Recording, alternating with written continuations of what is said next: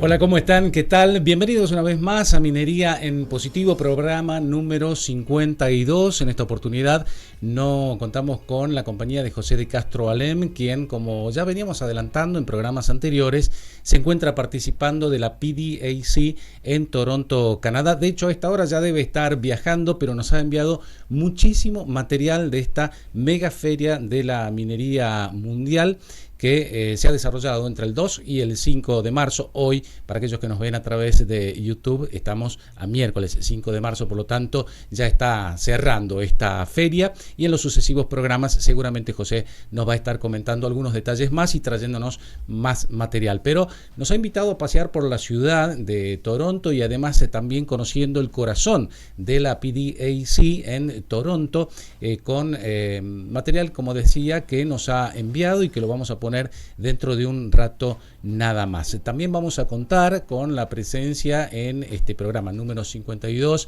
del doctor en Ciencias Biológicas Enrique Derlindati, con quien vamos a estar hablando del proyecto de conservación del flamenco andino. Vamos a ir más a fondo respecto de esta investigación que lleva adelante, y además también el 7º censo que se hizo de manera simultánea en varios países por supuesto que comparten cordillera y que tienen presencia de estos animales tan curiosos para algunos, y que, bueno, vamos a conocer mucho más en profundidad.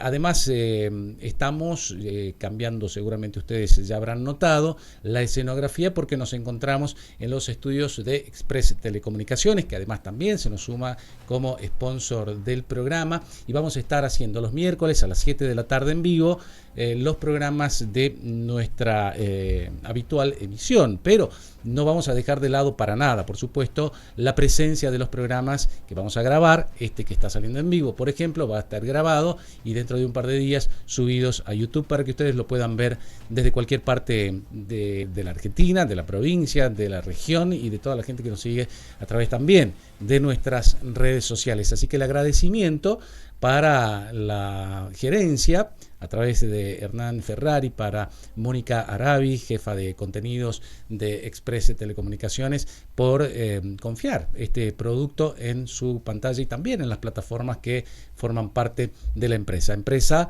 a la cual estuve ligado por casi 20 años, así que para mí es un placer y me siento realmente cómodo y como en casa. Bueno, sin más, vamos entonces a quienes nos auspician, a quienes nos apoyan, para entrar ya así de lleno con la charla con Enrique Derlindati.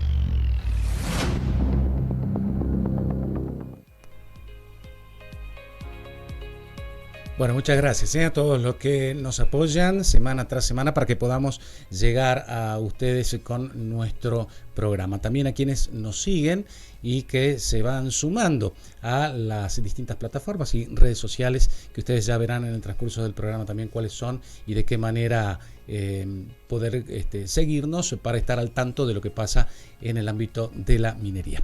Y tal cual lo adelantaba al comienzo del programa, estamos ya con Enrique Derlindati. Es la segunda vez que nos visita. La primera fue hace, creo, más de un año. Estuvimos hablando algo justamente con respecto a los flamencos andinos, y esto es lo que vamos a profundizar en el transcurso del programa. Enrique, gracias por venir, un placer como siempre. No, gracias a vos por el espacio, siempre son buenos estos espacios. Bueno, sí, la verdad que sí. La primera vez que te convocamos al programa fue a través de redes sociales, que decías me gustaría estar, ¿no? Y también dar mi opinión, mi punto de vista respecto de lo que es la conservación del ambiente y particularmente de este ave tan particular, por lo menos para quienes somos neófitos en el tema y que solamente creemos que los flamencos están en Miami, ¿no? Sí, bueno, contanos un poco. Sí, es una de las primeras sorpresas cuando te pones a hablar de flamencos. Sí. la mayoría de la gente lo asocia justamente a los ambientes tropicales, al Caribe, Miami, Cuba, Santo Domingo. Y en realidad está bastante más, o sea, hay más especies en Sudamérica que en los otros lugares del mundo. ¿Ah, sí? En el planeta hay 6 especies de flamencos. Una se distribuye en el Caribe, que le dicen el flamenco americano, es el más conocido, ese casi rojo. Ajá. Otro es el flamenco rosado verdadero, que se llama así, o flamenco común, que está en la zona del Mediterráneo y llega hasta Pakistán, la India, norte de África. Ajá. El otro es el africano. Y en Sudamérica, en el cono suramericano, hay 3, que es el flamenco austral, que es el más distribuido desde Paraguay hasta Ushuaia, más o menos, y las 2 especies más restringidas a los ambientes andinos, que son el flamenco andino y el flamenco puneño. Ajá. ¿Y qué Que también particularidad tiene este flamenco? Los flamencos en general, la principal particularidad que tienen es que son aves que filtran para alimentarse. El otro organismo filtrador que conocemos son las ballenas. Filtran microorganismos, igual que las ballenas. Ah, mirá. Y habitan en lugares con características muy particulares, y eso es lo que lo hace una especie que cuando esos lugares son intervenidos puede entrar en algún problema si no son manejados correctamente. El flamenco andino en particular, y es el que por ahí nos convoca ahora, es la especie más rara de las 6. Eso significa que es la que tiene las menores poblaciones actualmente. Y por lo tanto las que están más en riesgo también, ¿o no? Estaría potencialmente más amenazada, Ajá. justamente por tener menores números que Claro. las otras, y le da menos capacidad de resiliencia o de... la palabra no es adaptarse, sino responder a cambios en el ambiente, que en los últimos 5 años son un montón. Ajá. ¿El cambio climático es un factor que pone en riesgo estas poblaciones o todavía no? Sobre el cambio climático, en realidad todavía estamos tratando de entender cómo estas poblaciones pueden responder al cambio climático. Inicialmente se toma como una realidad que sí, porque los ambientes que utilizan, que son ambientes de alta montaña, ambientes reducidos geográficamente, y que dependen casi pura exclusivamente de la provisión de agua, como son los salares y otros humedales de la puna, se verían afectados directamente por el cambio climático. Ajá. Aumentaría la evaporación y ese tipo de cosas, pero Claro. todavía no hay datos. O sea, uno de los No hay problemas datos, es que pero no hay datos. ¿sospechás que los movimientos migratorios, por ejemplo, van también cambiando a medida que el clima por allí no es favorable para su hábitat? Es una discusión que existe no solo con esta especie, sino con muchas especies. ¿Cómo logran responder a estos cambios en los patrones climáticos? Ajá. La realidad es que son especies que ya están acostumbradas a variaciones cíclicas del ambiente y plurianuales, como el niño y la niña. Entonces se espera que respondan cambiando el tiempo de permanencia en los distintos sitios que utilizan. Acá el problema más grave es la disponibilidad de estos sitios. Estos sitios se ven afectados no solo por el cambio climático, que aumenta la temperatura y por ende puede generar una mayor evaporación de los sitios, sino también por las actividades que se están comenzando a realizar en estos sitios. Las principales actividades que vemos que generan algún tipo de impacto, y de vuelta, el impacto puede ser positivo o negativo, no lo tomemos como una palabra negativa siempre, sí. Suele asociarse a algo negativo, pero no es necesario, es la minería en los Altos Andes, el turismo no regulado y la agroindustria en los ambientes de invierno, porque estas aves vuelan hacia lo que es la Pampa en Argentina, norte de Córdoba, sur de Santa Fe y norte de Buenos Aires. Entonces también ahí están habiendo cambios fuertes en cuanto al uso de la tierra. Claro. Ahora, cuando mencionas provincias que no son andinas, ¿no? Como Córdoba o Buenos Aires, ¿comprenden también ave en particular, el flamenco andino, que migra también hasta estas zonas, o es otra variedad? No, es la misma especie. Es la misma especie. El verano, lo que pasa es que se concentra en el área andina. Ocurre uno de los momentos críticos del ciclo de estas aves, que es el reproductivo. Las colonias de nidificación principalmente se encuentran en lo que ahora se conoce como el Triángulo del Litio, esa zona de Altos Andes y de Puna entre Bolivia, Chile y Argentina. ahí es donde se reproduce.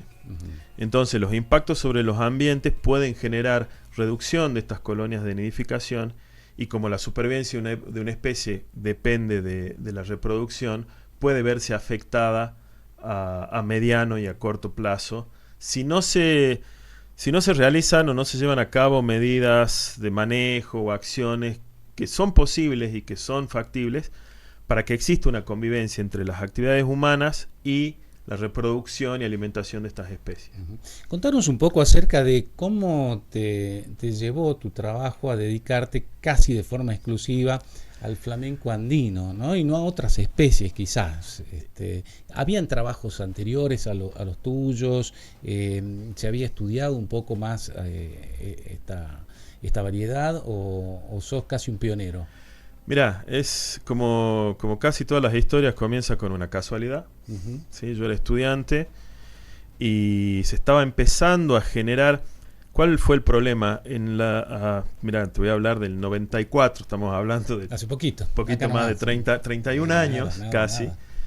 Recién en esa época se había empezado a entender estos ciclos plurianuales asociados al niño y a la niña.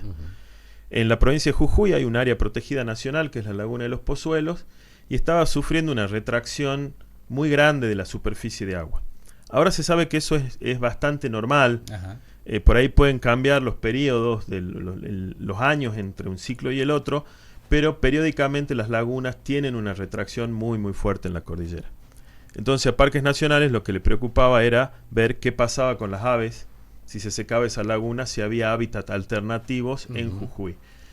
Ahí hablan a la que en ese momento era una docente de la facultad y que después pasó a ser mi directora de tesis, tanto de grado como doctoral. Y ahí comienza el trabajo con flamencos. Y la verdad, cuando primero el contexto en donde habitan estas especies es increíble. Yo estoy enamorado de la cordillera. De hecho, trabajé en muchos otros lugares, pero después decidí volver a la cordillera y prácticamente quedarme ahí. Ayuda que me siento muy bien en altura también. Entonces, me decías fuera de aire. Sí. Eso también ayudó. Y uno fue el contexto, el paisaje y los ambientes, y otro las características que desde la biología son muy interesantes. Un ave que filtra, un ave, pensemos que pesa un poco más de 3 kilos y vuela cerca de 2.000 kilómetros de un solo tirón. Ajá, sin beber. 2.000 kilómetros desde en vuelo. 1.800. O sea, tiene una autonomía de vuelo envidiable para muchas aeronaves, por ejemplo. Claro, que sí. Que además desde lo evolutivo es interesante porque vos tenés, durante ese vuelo no come ni toma agua. Ajá. ¿Sí? Nada, se mantienen en vuelo. Se mantienen en vuelo, juntan reservas en los ambientes que utilizan tanto en verano como en invierno y pegan un solo vuelo. Ajá. Entonces desde lo biológico es sumamente interesante. Claro. Y después, al principio eran ambientes aislados, te estoy hablando hace 30 años. Y después, bueno, comenzó todo este auge de varias actividades, entre ellas la minería y, como te digo, el turismo, que nos llevaron a pensar si estas aves podían llegar a futuro tener algún problema en sus ambientes. Y ahora en realidad estamos evaluando parte de mi investigación con un equipo. Ahora tengo una becaria, bueno, cada vez estoy contagiando el fanatismo. Sí. No sé si es bueno o es malo, pero funciona. No, pero le has dado mucha difusión y has logrado el apoyo de empresas, y ya vamos a hablar más a fondo de eso, sí. De organismos públicos también que se han involucrado en la cuestión, ¿no? Sí, lo que pasa es que además, o sea, ese enamoramiento que tuve yo hacia los flamencos, convengamos que es una especie carismática, una especie icónica, así como se transforma en un ícono del Caribe, se puede transformar en un ícono de la cordillera. Y que competir con el cóndor, que no es poca cosa, ¿no? Pero es más lindo el flamenco. Sí, el cóndor es más ícono de las montañas, ¿viste? De los volcanes, de la Aconcagua, del Yuyayaco. El flamenco está mucho más asociado a salares y salinas, que capaz que la sociedad, la gente, cuando hace un tour, casi todo el mundo fue a Salinas Grandes en Jujuy. Sí. Entonces casi el primer contacto que tenés con los ambientes de altura es Purmamarca, el Carnaval, y después subís a Salinas Grandes. Bueno, esos ambientes, los salares y las salinas, son ambientes críticos, claves en los sistemas andinos, y la especie que los utiliza son los flamencos. Y dentro de esta, el más icónico, el más grande incluso, es el flamenco andino. Entonces es una especie muy carismática. Tiene un color bonito, un color Barbie, sí, y rosado. estamos compartiendo imágenes. Valga la aclaración, es a modo ilustrativo. No todos son andinos, estos flamencos, ¿no? No. Estos, por ejemplo. Esos son, justamente ahí están los flamencos de África. Esos son de África. Africanos. Bueno, para que veamos la diferencia, de alguna manera, ¿no? Los que estamos viendo ahora no son los que se encuentran en los salares. Pero ese es tan fácil y vamos a ver, antes de seguir charlando, si podemos arreglar el brazo, porque te vas a cansar. A ver, el brazo del micrófono, que lo tenemos vencido, me parece, Rogelio, que lo va a ir acomodando. Mientras, ahí está, mira, ahí quedó, parece. Ahí quedó. Pero se cansa. Sí, es cierto. Pero bueno, es tan habitual ir a un salar y de golpe encontrarse con un flamenco y hacerse una foto, porque hay mucha gente que hace, por ejemplo, safari fotográfico, ¿no? O quienes ofrecen este tipo de actividad, ¿no? Como alternativa turística, los famosos safaris fotográficos de aves, por ejemplo. Sí, digamos, es prácticamente cada salar tiene su población de flamencos. El tema es que los salares son bastante alejados. Sí, y muy hablábamos de Salinas Grandes, y en realidad en Salinas Grandes es muy difícil ver flamencos, pero en Guayatayoc, que está ahí cerca, lo que pasa que implica salirse el asfalto, es más fácil de ver. Hay sitios icónicos. Uno es Laguna de los Pozuelos en Jujuy, que es un lugar donde vos vas y ves flamencos. Acá en Salta, la Laguna Santa María, cerca de Tolar Grande, es una laguna que es muy buena para el avistaje de estas especies. Ahí están las dos, el flamenco andino y el flamenco puna. Y también ocurre, por ejemplo, yo la vez pasada estuve haciendo fotografía en el Campo Alegre y aparece el flamenco austral, que es la tercera especie. Sí. Mucho más distribuida. ¿Las tres las encontrás acá en la provincia, por ejemplo? Las tres están en la provincia. La más fácil de ver, quizás por la cercanía, es el flamenco austral. Es el que apareció, alguna vez salió la noticia en el lago del Bicentenario. Era el flamenco austral. Las otras sí implican un poquito, casi un día de viaje para poder observarlas. Pero hay, por ejemplo, en Bolivia y en Chile mueve muchísimo el turismo.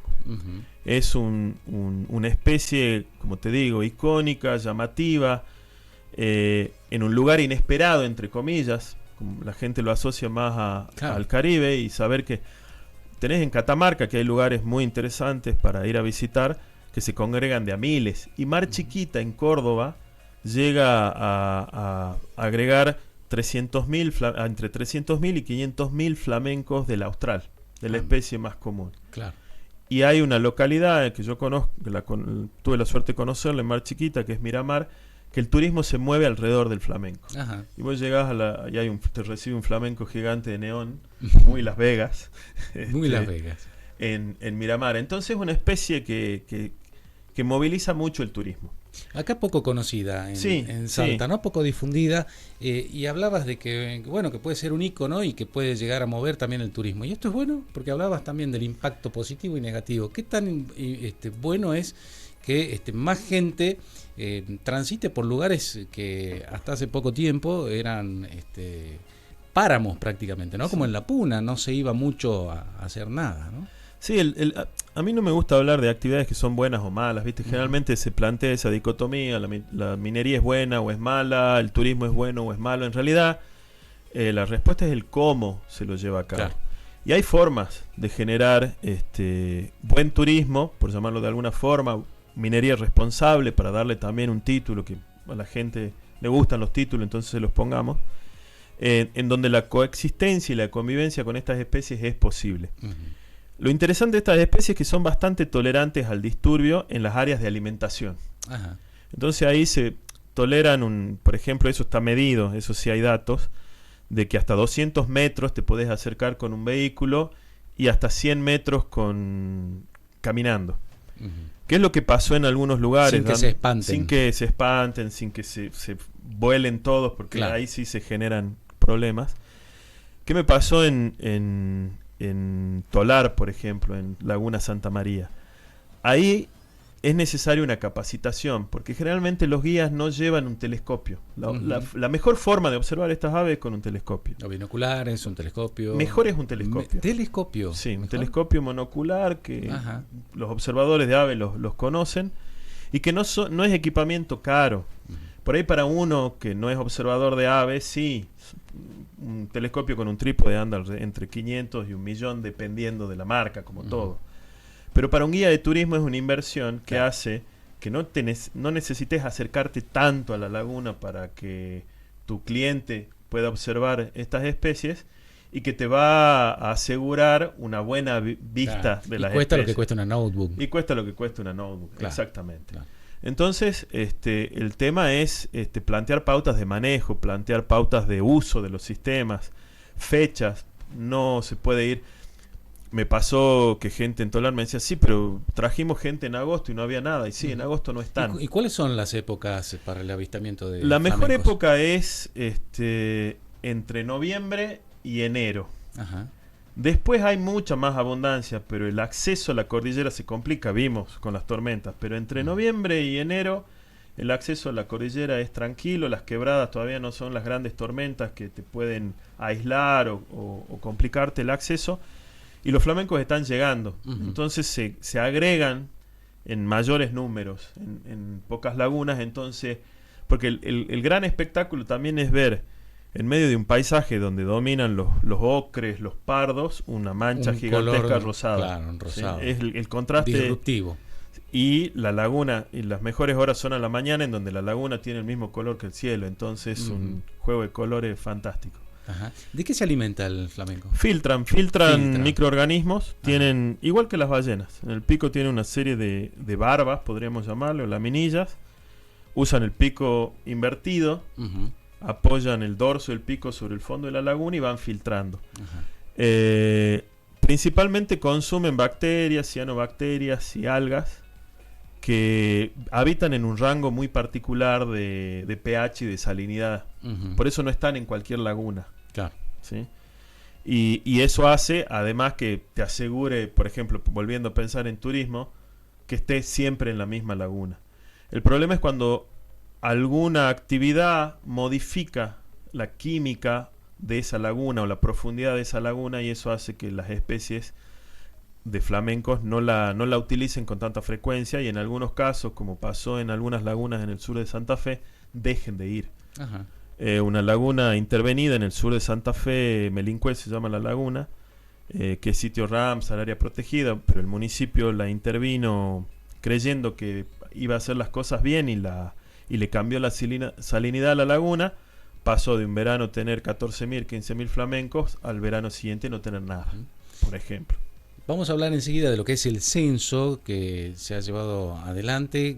¿Qué conclusiones preliminares se pueden sacar? Me imagino que los resultados van a demorar todavía, ¿no?, en conocerse más a fondo, pero habrá alguna aproximación, quizás, ¿no? Este es el 7º censo, ¿no?, que se hace a nivel internacional. Nos vas a contar acerca de tu trabajo, quienes también te están apoyando, que es fundamental, pero vamos a escuchar a continuación, si te parece, Enrique, la palabra de Normando Zúñiga, de la provincia, y que estaba justamente haciendo referencia a este tema. Es el 7º censo internacional simultáneo de flamencos. El flamenco es una especie emblemática, digamos, del altiplano, y en donde por eso, digamos, que 4 países lo hacemos simultáneamente, que son Chile, Perú, Bolivia y Argentina. Generalmente pasa desapercibido. Desde la Secretaría de Ambiente quisimos que no sea así. Así que bueno, hoy sale un equipo de la Secretaría de Ambiente liderado por Mariana Chanampa, que es la jefa del programa de biodiversidad, también por los guardaparques, digamos, y también hemos armado un muy buen equipo con agentes externos, digamos, de la Secretaría, como es el doctor Enrique Derlindati, realmente un investigador, digamos, de esta especie, quien nos ha ayudado mucho y está saliendo con ellos en este momento. También viene una licenciada especialista, digamos, en flamencos también del área pampeana, así que creo que vamos muy bien preparados y a obtener buenos resultados. Son 7 días, digamos, en donde van a recorrer las distintas áreas donde los flamencos se asientan en el altiplano salteño. Decidimos hacer una charla para comentar de qué se trata, digamos, este censo. Los especialistas dirán y comentarán, digamos, cuáles son los objetivos, digamos, del censo, qué es lo que no solamente contar, digamos, a los flamencos, sino ver el estado también en el que se encuentran y el estado de las áreas, digamos, digamos, donde anidan los mismos. Siempre nosotros sabemos, digamos, que hay un gran sistema productivo, digamos, hoy en la Puna, que es la minería, y recordando siempre, digamos, las palabras del gobernador, y el objetivo que se propone, que es conservar produciendo y producir conservando, es por eso que, digamos, vamos con ese objetivo también. Bueno, muy bien, la palabra de Normando Zúñiga. Entonces ahí te veíamos, ¿no? Sí. Justamente que estabas participando de la presentación de este séptimo censo. Contanos un poquito más de qué se trata y, bueno, qué conclusiones se pueden sacar de forma preliminar, por supuesto. Sí, bueno, el séptimo censo son censos que se hacen cada 5 años. Ajá. Los comenzamos en el 2005. Desde el 2010 que trabajamos con la provincia, pero como decía ahí Normando, la primera vez que se le da un poco más de difusión. Es un trabajo conjunto. Normalmente participan organismos gubernamentales, organismos, fundaciones y organismos privados. En este caso tuvimos bastante apoyo de algunas empresas mineras. Uh-huh. De una fundación de Córdoba, SEDA, Fundación SEDA de Juan Piccolotti, sí. Porque los censos, ¿qué implican? Implica contar de manera simultánea, eso significa en esa semana que nombraba Normando, durante esa semana, equipos en Perú, Bolivia, Chile y Argentina, estamos censando todas las lagunas de la cordillera. En Argentina se coordinaron equipos en Jujuy, Salta, Catamarca, La Rioja y Mendoza, y un equipo que censó tierras bajas, le llamamos nosotros, que es el área pampeana, porque a veces quedan grupos residentes en Santa Fe y Córdoba, entonces la extensión es casi subcontinental. Uh-huh. En Chile lo mismo y en Bolivia lo mismo. ¿Siempre hablando del flamenco andino o de las otras variedades que hay? Nos concentramos en las dos especies, el andino y el flamenco puna. Sí. Si aparece la tercera especie en la cordillera, la contamos igual. Pero, ¿qué es lo importante de las dos especies andinas? Que toda la población se concentra en la cordillera durante el verano. Uh-huh. Entonces, achica el rango geográfico y nos permite contar y estimar con una precisión de menos de un 3% de error el tamaño de las poblaciones en el continente. ¿Y viene en estos años de censo en aumento? ¿Se mantiene? ¿Viene decreciendo? Y respondieron de distinta manera los flamencos. El flamenco andino se mantiene estable. En los últimos, por lo menos 3 censos, mostró más o menos los mismos números, alrededor de unos 70.000 individuos, que puede sonar mucho cuando hablamos de 70.000, pero comparado por la extensión y comparado con las otras especies, vamos a ver que es el menos abundante. El que sí aumentó, porque encontramos más colonias de nidificación. De hecho, en este censo encontramos 2 colonias en Salta y son de esta especie, es el flamenco puneño, que ronda alrededor de los 160, 170.000 individuos. Y el flamenco austral llega ahí, como es tan grande la superficie que ocupa, es más difícil precisar los números, el error es mayor, pero calculamos que hay entre 500.000 y 1.000.000 de individuos. Entonces, si vemos los grados de magnitud entre una especie y la otra, el flamenco andino es el que lleva la peor parte. Claro. Lo que encontramos en Salta fueron números similares a los que venimos censando en los últimos 3 censos. Lo que sí preocupa es que no encontramos colonias de nidificación del flamenco andino. Cuando hasta el 2015-2016 había una colonia establecida en el Salar del Yuyayaco y había otras colonias en el límite entre Catamarca. Dejaron de hacer nidos ahí. Dejaron de hacer nidos. ¿Dónde creen que los hacen? El tema es ese, no estamos encontrando lugares donde están haciendo nidos. Pero si la población se mantiene relativamente estable, evidentemente hay ejemplares que mueren y otros que nacen.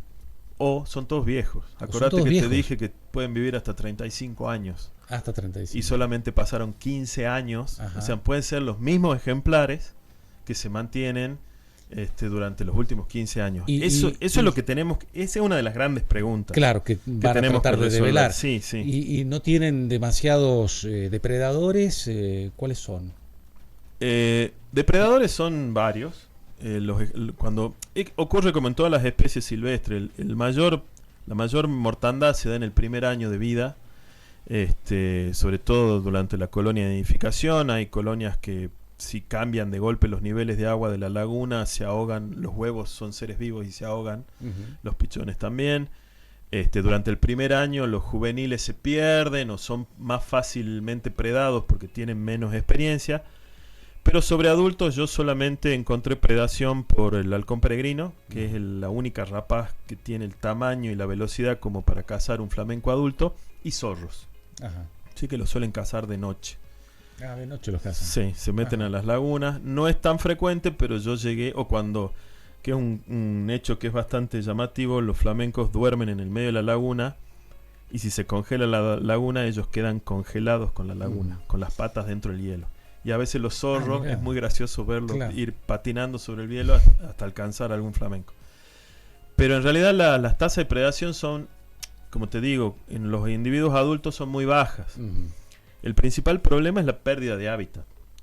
La transformación del hábitat en sitios que no sean adecuados para la reproducción o para la alimentación. Y ahí es donde entra en juego esta acuerdo o coexistencia con las principales actividades productivas. Que en el caso de la cordillera es principalmente la minería. La minería. Bueno, como este es un programa de minería, queremos apuntar e ir al hueso directamente. El incremento en la actividad minera que ha habido en la Puna, tanto jujeña como de Salta, ¿ha tenido algún impacto en el ecosistema de los flamencos? El impacto existe, ¿sí? Porque vos tenés un desarrollo de infraestructura, un desarrollo sobre todo, por ejemplo, tendidos de líneas de media tensión, el establecimiento de los campamentos, etcétera. La buena Paneles noticia, solares, hay un parque gigante. Sí, pero no los confunden. No. Hasta ahora no observamos que hayan flamencos que hayan confundido los paneles solares con... Era un temor que se tenía al inicio, quizás, o algo. Pero no. Yo los vi desde el avión y se ven muy distintos, así que no creo que el impacto pase por ahí. No, el principal impacto es el efecto que se pueda generar sobre las aguas superficiales de los salares. Ajá. La actividad de extracción de litio, que es la que utiliza los mismos, o sea, utiliza los ecosistemas de los flamencos como fuente de la salmuera de litio, utiliza el agua confinada en el salar. En principio no habría un impacto sobre el agua superficial. Ajá. Claro, porque extraen el agua principalmente de forma subterránea. ¿No? No es la que está en las lagunas. El tema es la interferencia en la hidrogeología y la hidrología de la superficie. El balance hídrico sería. El balance hídrico y el flujo. La instalación de terraplenes, la instalación de caminos, etcétera. Por lo tanto, ahí es donde es importante el manejo que se hace del sistema y llegar a un entendimiento del sistema para que ese manejo no sea negativo. Chile durante mucho tiempo viene extrayendo litio desde hace mucho más tiempo que Argentina, y ellos en algunos sectores encontraron la solución. Una solución es detener la producción mientras en los lugares donde hay colonias de nidificación, por ejemplo, en ese sector que está la colonia, aislarlo durante el periodo reproductivo. Trabajar en el resto del salar, pero ese sector no. Todo eso se tiene que trabajar y se tiene que llegar a un acuerdo. Ahí es muy importante el trabajo que estamos haciendo, y hay que decirlo, en cooperación con varias empresas mineras y con la Cámara de Minería y con distintos sectores, con el sector gubernamental también, con el sector académico en la universidad, encontrar una solución, porque por ahí es fácil hablar de los problemas y plantearlos como obstáculos, y en realidad lo que hay que buscar son soluciones a los problemas. Problemas sobran, si los buscamos vamos a encontrar un montón de problemas. La otra buena noticia es que hay una mayor conciencia desde los organismos internacionales, que son los que financian las actividades productivas, sobre estas especies, porque las especies tienen un valor intrínseco para los biólogos. Por ejemplo, es más fácil decirlo, sí, son importantes porque tienen cumplen un rol en el ecosistema, evolutivamente son súper interesantes, son bonitas, qué sé yo, pero hay que llegar a un punto donde uno plantea, bueno, pero la existencia de una especie desde lo práctico, ¿qué pasaría si los flamencos desaparecen? Y lo que estamos encontrando es que son indicadores del funcionamiento correcto, o al menos normal, dentro de lo que se define como normalidad de un sistema. Si ese sistema deja de funcionar, no sabemos las consecuencias, incluso para el sector productivo. ¿Sí? Porque intervienen en los ciclos de nutrientes, intervienen en la dinámica y el sustrato del salar. qué puede llegar a pasar con la pérdida de una especie, y es bastante impredecible. Yo siempre doy el ejemplo de un auto, y creo que lo usamos en el reportaje anterior. Vos, si te querés mover con un auto, la función es moverte de un lado para el otro. Sin una óptica lo podés hacer, te va a parar la policía, qué sé yo, pero la función del vehículo se va a mantener. Claro. Podés moverte de un lado a otro. Ahora bien, si ya perdés una rueda, si perdés 2 cilindros, si no tiene batería, la funcionalidad de ese vehículo no se cumple.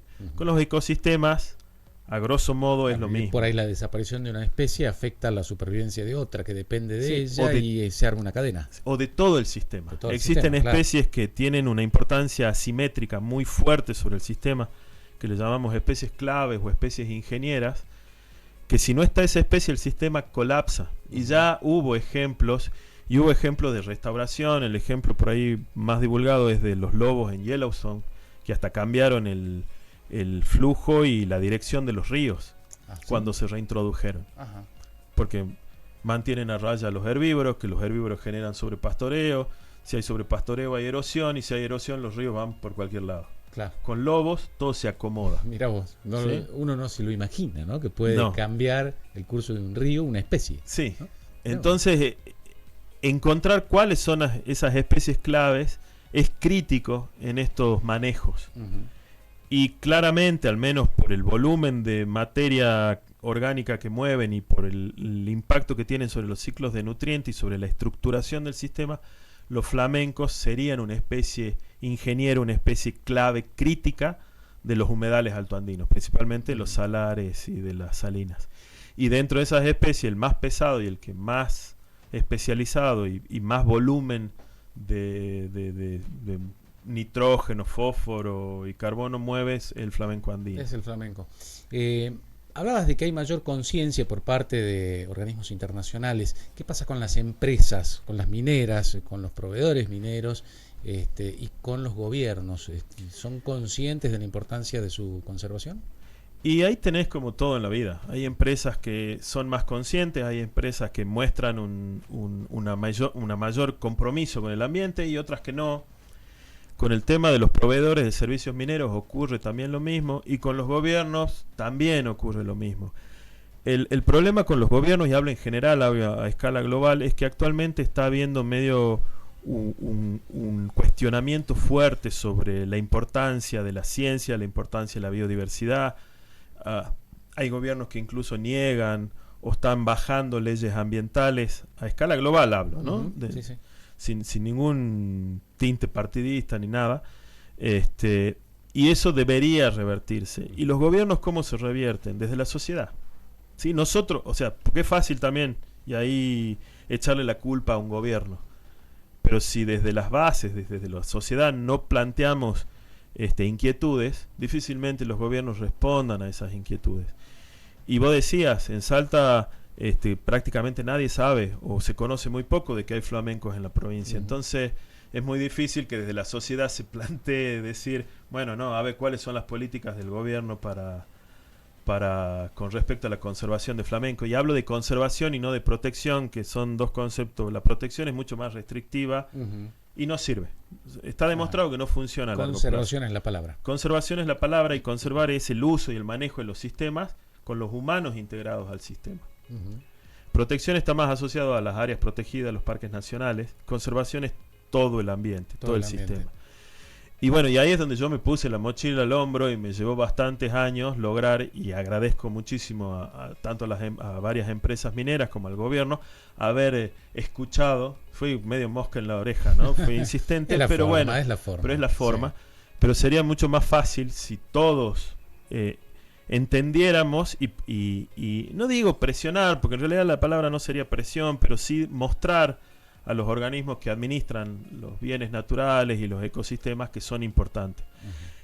Siempre hablamos de la calidad de vida de Salta. Los salteños estamos muy orgullosos de lo bien que se vive en Salta. Bueno, se vive así porque todavía tenemos un ambiente, y eso que lo venimos apaleando hace años, pero tenemos un ambiente que nos sostiene esa calidad de vida. La calidad de vida de Salta es por el ambiente, por el clima, por los ecosistemas y los servicios ecosistémicos que esos ecosistemas brindan. Y esos ecosistemas están conformados por especies. Y una de esas especies es el flamenco andino. Me quedo pendiente y me quedé pensando, ¿no? Si de alguna manera cuando hablamos de los predadores, el hombre también puede llegar a ser un predador del flamenco andino. ¿Se lo ha cazado alguna vez? ¿Se lo utiliza para algo?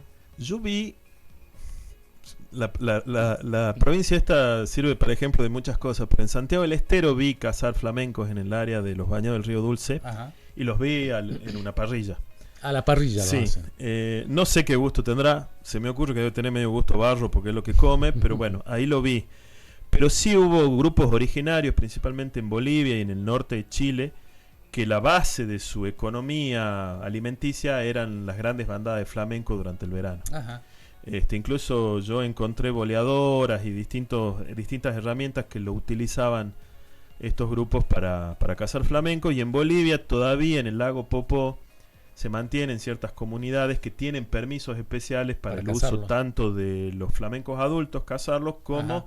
de cierto porcentaje de los huevos en las colonias. Y si no se lo comen, ¿la pluma sirve de algo? ¿La utilizan para...? Nunca vi que se utilice la pluma No, de sí. flamenco. No. Ajá. El tráfico por ahí ilegal de flamencos, que sobre todo se da sobre la especie más común, la austral, es para adorno, entre comillas, de campos de golf y ese tipo de cosas. Le cortan las alas y quedan muy bonitos los flamencos caminando en los campos de golf. Eso se detectó en la provincia de Santa ¿sí? Fe, Entre Ríos, hacia Uruguay y Brasil, por ejemplo. Y no hay legislación punitiva. Y bueno, ese es otro tema que habría que hablarlo más a fondo. Alguna vez lo hablé con algún diputado, algún senador. Son necesarias leyes que leyes modernas. La ley de ambiente de la provincia de Salta es una muy buena ley, pero es del 2001. O sea, ya quedó bastante desactualizada en términos generales con cómo cambió el planeta en los últimos 24, 25 años. Entonces habría que revisar eso. ¿Y por qué? Porque en la mayoría de las provincias son contravenciones. Uh-huh. No es un delito penal. menor. Claro, es un delito menor. Sí. Entonces con una multa, con algún probation, ese tipo de cosas se resuelve. Y hay especies que el valor de esa especie, tanto dentro del ecosistema como un valor icónico o simbólico de la cultura en la que estamos, requiere por ahí un poco de una nueva legislación. Uh-huh. Se dio los primeros casos en donde se penó y se aplicó una pena, fue por ejemplo con la cacería de jaguares, de jaguareté. Ah, claro. Sí. Pero es el primer ejemplo, o el caso de los pingüinos creo que fue en Chubut, uh-huh. ¿Sí? Que hubo una resolución penal, pero si no queda en una contravención. Enrique, te agradecemos muchísimo la visita, da para seguir hablando, sí. Un programa y mucho más completo. Así que bueno, te esperamos en una próxima oportunidad, como siempre. Dale. Cada vez que lo necesites, sobre todo si quieres difundir algo en particular, estamos para eso también. Bueno, y como siempre, gracias por el espacio. Y si me das letra, soy un apasionado, puedo hablar 3 horas más. Yo ¿no? también, pero me están apurando. ¿Viste? Tenemos también otro material para presentar, bueno. Pero vamos a seguir en el transcurso del año conversando sobre el flamenco andino en particular y después todo lo que tiene que ver con la actividad minera y su impacto positivo o no, como lo planteabas vos. Esperemos que sea siempre positivo. Ojalá que sí, como este programa. Gracias por venir. No, gracias a vos. Muchas gracias. Bueno, y nosotros nos vamos a compartir una pequeña pausa con nuestros auspiciantes y ya volvemos con la segunda parte del programa.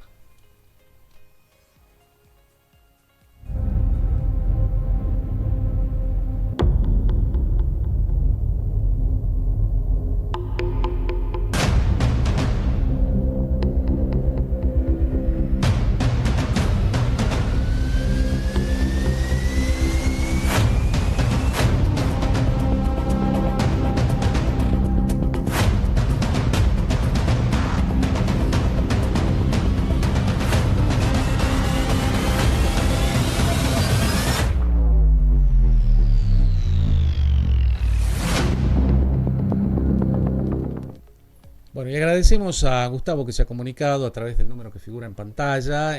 Nos desea muchos éxitos para el programa. Bienvenidos a la familia de Canal 4. Lo conozco José de Castro Alem por haber sido su compañero de la ENET número 6 en Ciudad del Milagro. Gracias, Gustavo, por los buenos deseos. Y hablando de José de Castro Alem, justamente se encuentra en Toronto, Canadá, cubriendo y participando, además también como expositor de esta nueva edición de la PDAC, la feria de minería más grande del planeta, y tenemos un compacto que hemos preparado con material que nos ha enviado.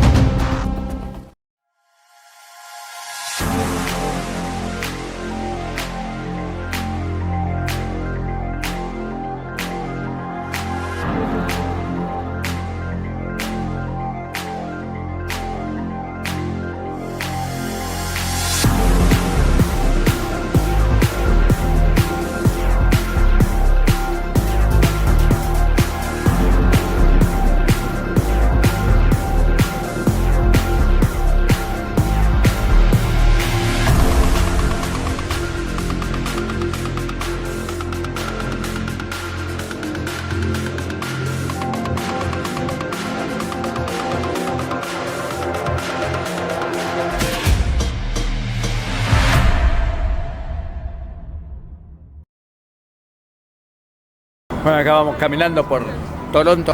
Termina tipo 5 de la tarde el evento, pero hay un montón de reuniones y cosas. La verdad que ahora mejoró algo el clima, hace 1 grado bajo cero, es bastante piola. Pueden ver, estoy yendo a un evento. Para que conozcan, esto es el Fairmont, el Hotel Fairmont. Allá está la Torre de Toronto, los edificios, Citigroup. Y por supuesto hay que tener cuidado cuando uno camina por acá, porque el hielo hace que te resbales y potencialmente te quiebres el cuerpo. Una cosa interesante de Toronto es que tiene por debajo todo eso que dice PATH, ahí, P-A-T-H, es una forma de ir por la ciudad por abajo. Casi uno puede ir por toda la ciudad por abajo, protegido del frío. Esa es la estación Union Station. Como digo, este es el Hotel Fairmont, el hotel más viejo, antiguo y importante de acá de Toronto. Los mineros andan dando vueltas. Hoy en día es lunes. Hay mucha gente en la calle, por supuesto. Bueno, acá estamos en Toronto, llegando al Metro Convention Center, al segundo día del PDAC. Hoy hace 1 grado bajo cero, ayer hacían 14 grados bajo cero, pero es muy clásico. La nieve y toda la gente ingresando. Ahí se puede ver la Torre de Toronto, el acuario y el centro de convenciones. Esto es para que todos conozcan lo que significa el PDAC, el Prospector Development Association of Canada, minería, uno de los más importantes del mundo, si no el más importante, y para que lo tengan en cuenta. Bueno, ahora les voy a mostrar un poco cómo es adentro para que interpreten. Hoy en día hay en el orden de 25.000 personas acá adentro dando vueltas en diferentes convenciones. Yo vengo de en un hotel en este momento sobre los mercados del cobre, el litio y el níquel, y hay gente de todas partes. Acá estamos ya adentro del centro de convenciones. Ahí se puede ver toda la gente que va y viene. Existen varios espacios, pero esta es la parte de lo que está abajo, donde está el hood.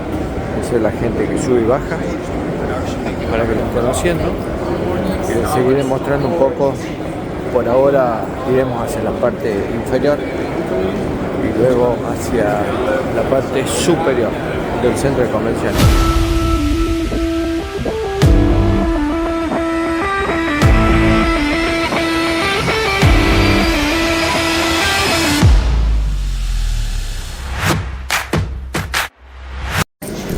Este es uno de los pasillos que unen los dos edificios, son las dos partes del edificio. Por abajo el tren, entonces lo pueden ver, y acá tenemos la torre ahí.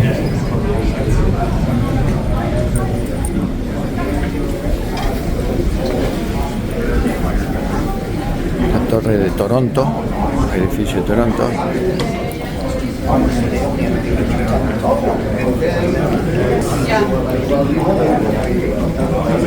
Acá tenemos toda la gente caminando. Bueno, ahora me estoy moviendo hacia el otro sector del centro de convenciones. Vengo del piso -3, allá. No se lo mostré a cabalidad, pues tenía uno al otro lado. El día de Argentina se hizo del otro lado. Así que estoy yendo para allá, para el 06. Seguimos bajando, son 3 pisos. Ahí hasta abajo. El sobre todo, acá empieza a hacer un poco de calor. Pero seguimos bajando, hay diferentes tipos de reuniones. Se puede observar. Gente se moviliza.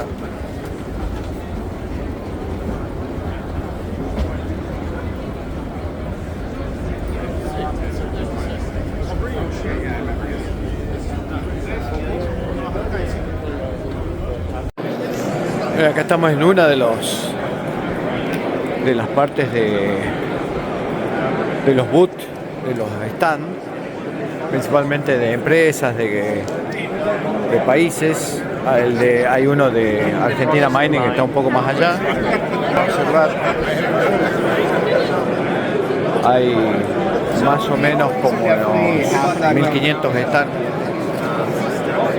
de diferentes cosas.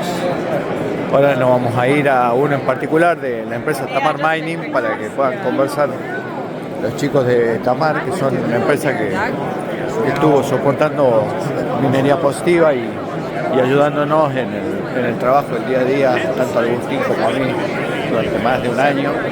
Así que vamos a ir a visitarlos en su stand y vamos a preguntarles acerca de su proyecto para que tengan una idea.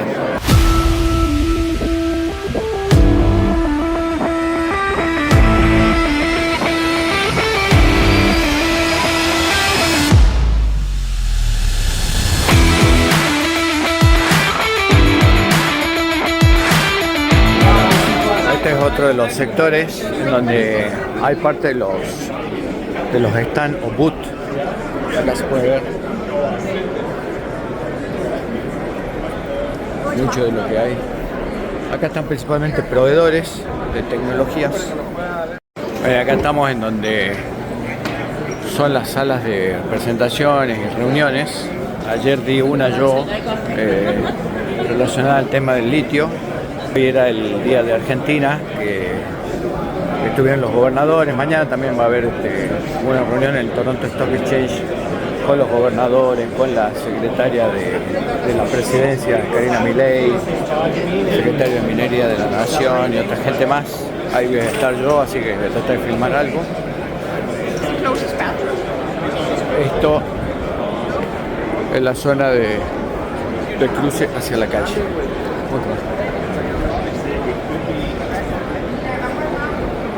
Ahí está todo el ingreso.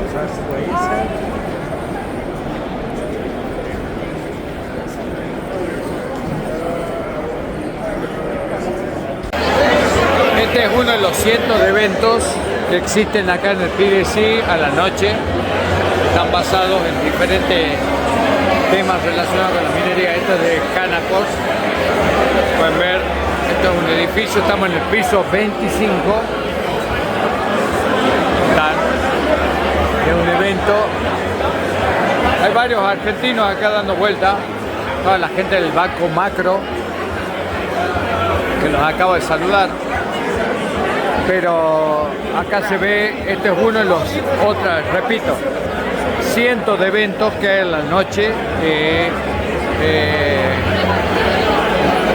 Relaciones públicas, de considerar a la minería más allá del hecho, del simple tema de conversar.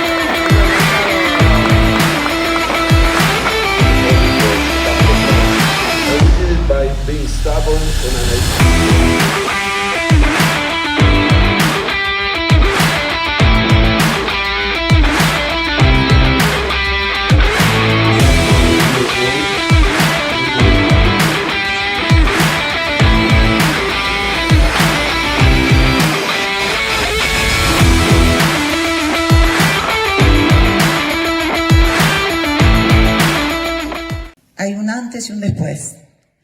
En la Argentina ahora podemos ver una economía acomodada, estable, creciendo. Y también podemos ver la ley RIGI, que creo que es lo que nos trae hoy acá, donde podemos decir que le podemos dar seguridad jurídica y reglas claras a los inversores. Algo que hace muchos años no ocurría en la Argentina. Así que bueno, quiero agradecerles a todos los que están acá, a toda la comitiva también de Argentina por acompañarnos en mostrar nuestro país todas las maravillosas cosas que tiene. Y yo estoy muy agradecida de poder estar acá, acompañando a mi país. Y ahora le voy a pasar la palabra a los que verdaderamente saben, que es, creo, a lo que ustedes vinieron a escuchar. Así que muchísimas gracias por acompañarnos y gracias por confiar en la Argentina, que estamos cambiando y estamos haciendo una Argentina grande. Muchísimas gracias.